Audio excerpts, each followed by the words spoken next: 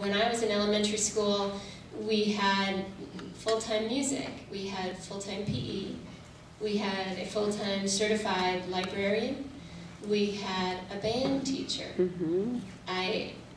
And our sports were after-school part of the schools. And, you know, I felt like I had a great education. And having kids in the Portland Public Schools, and nowadays, it is hard for me to believe that I'm just hoping for them that they get at least what I had growing up. I really always hoped that they would get more. And now I'm just trying to, as a parent and as a teacher and as an activist, trying to fight for our kids in what they deserve. And I did want to say that I come from a family of educators, as Diane mentioned. My mother and father, both educators, they both graduated from Jefferson High School. My brother and sister and my brother-in-law, they're teachers here in Portland. And we're also right here. See how my sister is? This is how she treats me. And so it's one of the things that as educators, we wake up in the morning and this is what we think about. And as we spend our day working with kids or advocating on behalf of schools, that's all we think about. We go and we hang out with friends in the evening, and that's all we talk about. We go to bed at night, or at least try to sleep, and that's what we think about. And so it's something that is so ingrained in trying to do what we know that we need to do on behalf of our kids, that I think that, you know, times like this, coming together and really figuring out what it is that we can do together is the way to solve our problems. So thank you all for being here.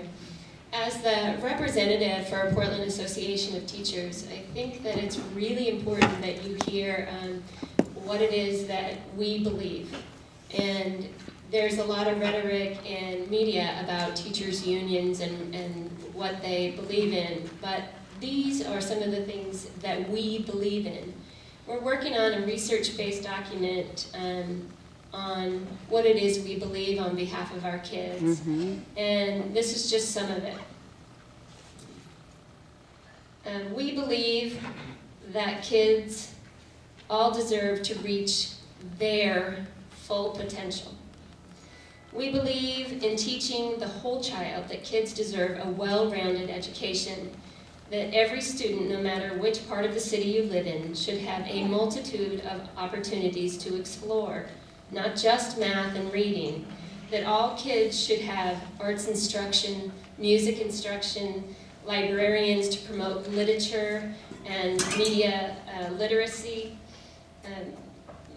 that they need physical education and health, wellness. They need to have classes that inspire critical thinking and problem solving and real life decisions. We believe in expanding student and family support services, counselors and mental health providers. When the women's prison here in the state of Oregon has a ratio of 1 counselor per 150 inmates, and here in Portland Public Schools, it's half a counselor for 500 students.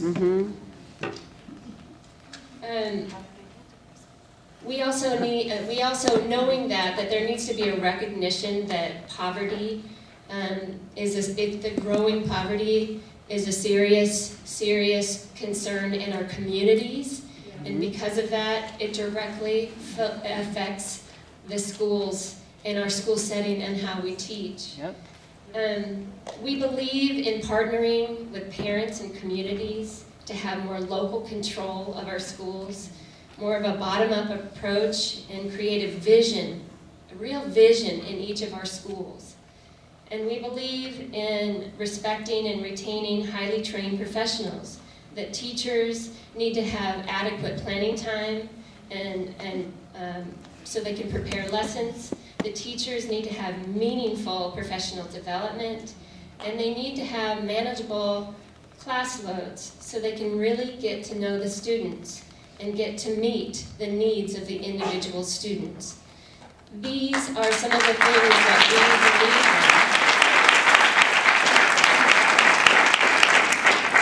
in. These are some of the things that we honestly believe in. And I think part of it is to understand that these are beliefs that we as teachers, I always say that nobody cares more about a student's success than teachers except parents.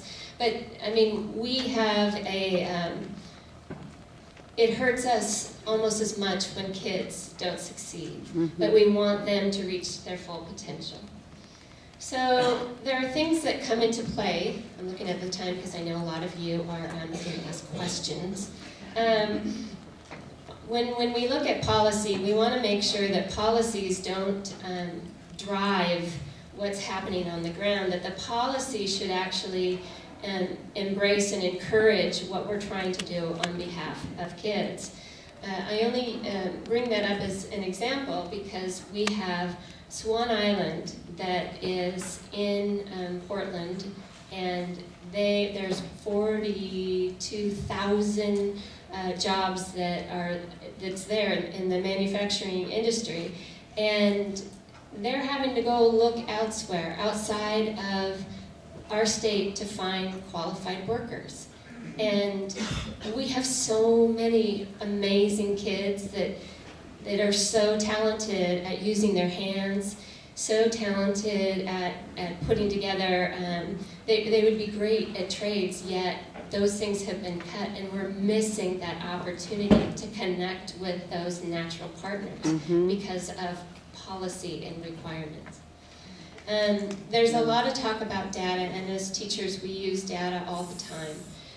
Sometimes a little more forced than others. Yep. But what I can say is that when we look at reading instruction, for example, it's important to know that a teacher can sit down with a student and read with them and ask them questions. And they'll know how that student is learning. They'll know what they're getting on sounds. They'll know what they are understanding through context. Are they understanding the characters? Just sitting down. That the data is with the teacher at that point. And yes, we do need other standard measures, but it's the teacher that has the opportunity to make those decisions. The data doesn't supplant what we need to do on behalf of the kids. The data just is telling us, it's just telling us where they are, versus what we need is the intervention. We know that there's a problem, but if we don't have the intervention to do anything about it, it just keeps on happening. And then last, the things that I had talked about was, those are things that we believe in, but those are all things that take money. And so every year, Lisa's right, every year, cut, cut, cut. I started teaching in 1995 here in Portland, and we had everything then, and it was the first year of Measure 5 cuts. Of course, I was one of those pink slip teachers that first year, and got called back, and then didn't know if I would be back. But every single year, that's all our kids know, are cuts, cuts, and cuts.